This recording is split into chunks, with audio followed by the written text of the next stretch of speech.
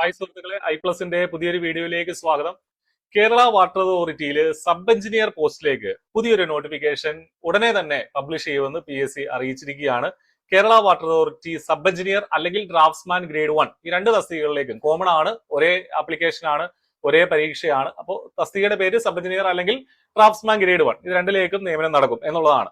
അപ്പോൾ KWA sub engineer draftsman grade 1 ഈ മാസം തന്നെ, അതായത് ജൂലൈ എൻഡോടുകൂടി തന്നെ നോട്ടിഫിക്കേഷൻ വരും, അപ്ലൈ ചെയ്യാനായിട്ട് സാധിക്കും. അപ്പൊ നമുക്ക് ഇതിന്റെ വിശദാംശങ്ങളിലേക്ക് പോകാം. ആർക്കൊക്കെയാണ് അപ്ലൈ ചെയ്യാൻ പറ്റുക എന്നുള്ളത് നോക്കാം, സിലബസ് എന്താണെന്ന് നോക്കാം, എന്താണ് പഠിക്കാനുള്ളതെന്ന് നോക്കാം. അപ്പൊ അതുകൊണ്ട് തന്നെ ഇത് ഒരുപാട് വേക്കൻസികളൊക്കെ വരാൻ സാധ്യതയുള്ള ഒരു പോസ്റ്റ് ആണ്. നമുക്ക് അതിലേക്ക് ഒന്ന് നോക്കാം. ആദ്യമായിട്ട് കേരള വാട്ടർ അതോറിറ്റി ആണ്. നമുക്കറിയാവുന്നതുപോലെ department Kerala water authority, name of the post sub engineer draftsman grade 1. വിശദമായിട്ടുള്ള നോട്ടിഫിക്കേഷൻ വരുന്നതേ ഉള്ളൂ. അപ്പൊ അതിൽ കൃത്യമായിട്ട് salary scale, number of vacancies ഒക്കെ അതിനകത്ത് പറയും.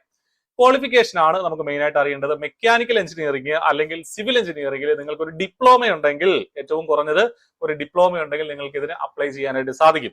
ഡിപ്ലോമയോ അല്ലെങ്കിൽ അതിന്റെ ഹയർ ആയിട്ടുള്ള ബിടെക്കോ എംടെക് ഒക്കെ ഉള്ള ആളുകൾക്ക് ഇതിന് അപ്ലൈ ചെയ്യാം. എന്താണെങ്കിലും ഡിപ്ലോമയാണ് ഇതിന്റെ ബേസിക് ക്വാളിഫിക്കേഷൻ എന്നുള്ളത് മനസ്സിലാക്കുക. അപ്പൊ ആ ലെവലിലുള്ള ഒരു ഡിപ്ലോമ ലെവൽ മെക്കാനിക്കൽ അല്ലെങ്കിൽ മെക്കാനിക്കലും സിവിലിന്റെയും ടോപ്പിക്കുകൾ ഇൻക്ലൂഡ് ചെയ്തിട്ടുള്ള ഒരു സിലബസ് ആയിരിക്കും നമുക്ക് ഉണ്ടാവുക. ആ പോർഷൻസ് ഒക്കെയാണ് നമുക്ക് പഠിക്കേണ്ടി വരിക. ഏജ് ലിമിറ്റ് നമുക്കറിയാം, ജനറൽ കാറ്റഗറി ആണെങ്കിൽ 40 വയസ്സ് വരെയുള്ളവർക്ക് അപ്ലൈ ചെയ്യാം. നോട്ടിഫിക്കേഷൻ വരുമ്പോൾ കൃത്യമായിട്ട് ഏത് ഡേറ്റ് മുതൽ ഏത് ഡേറ്റ് വരെയുള്ളവർക്ക് അപ്ലൈ ചെയ്യാനൊക്കെയുള്ള കാര്യങ്ങൾ പറയും. SC/ST OBC ഒക്കെ ആണെങ്കിൽ അതനുസരിച്ചുള്ള ഏജ് റിലാക്സേഷൻ കിട്ടുകയും ചെയ്യും.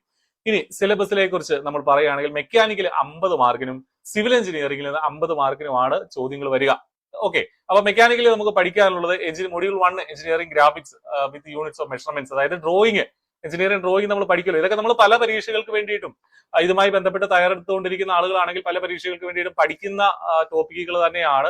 ഇനി അതല്ല, ആദ്യമായിട്ട് തയ്യാറെടുക്കുന്ന ഒരാളാണെങ്കിൽ പോലും കൃത്യമായ സിലബസ് നമ്മുടെ മുന്നിൽ ഉണ്ടെങ്കിൽ പരീക്ഷ എന്താണെങ്കിലും ഈ 2027 ഉണ്ടാവുള്ളൂ. നമുക്കൊരു ഏറ്റവും കുറഞ്ഞത് 7-8 മാസം പഠിക്കാനായിട്ട് കിട്ടും. അതിനിടയിൽ ഇത് കംപ്ലീറ്റ് ചെയ്ത് എടുക്കാവുന്നതേ ഉള്ളൂ. പിന്നെ എഞ്ചിനീയറിംഗ് മെക്കാനിക്സ് വരും 9 മാർക്കിന്. സ്ട്രഗ്നോ മെറ്റീരിയൽസ് അല്ലെങ്കിൽ MOS അതും 10 മാർക്കിന് വരും.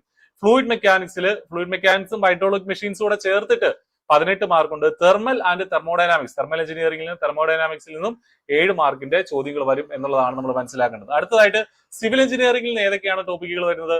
സർവേയിങ് ആണ് മൊഡ്യൂൾ 1. എല്ലാവിധമായ ഡിപ്ലോമ ലെവൽ പരീക്ഷകൾക്കും സർവേയിങ്ങിൽ നിന്നും ഈ പറഞ്ഞ ടോപ്പിക്കിൽ നിന്നൊക്കെ ചോദ്യങ്ങൾ വരാറുണ്ട്. അപ്പൊ ഇത് അങ്ങനെ ഒരുപാട് ഡീപ്പായിട്ടുള്ള ക്വസ്റ്റ്യൻസ് യൂഷ്വലി വരാറില്ല.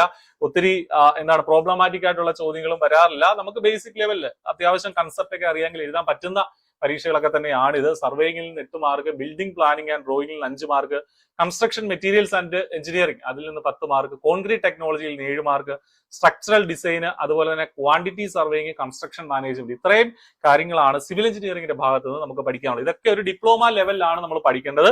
അപ്പൊ നമ്മൾ ഡിപ്ലോമ ബിടെക്കിനൊക്കെ പഠിച്ച ടെക്സ്റ്റ് ബുക്കുകളൊക്കെ നമുക്ക് ആശ്രയിക്കാം.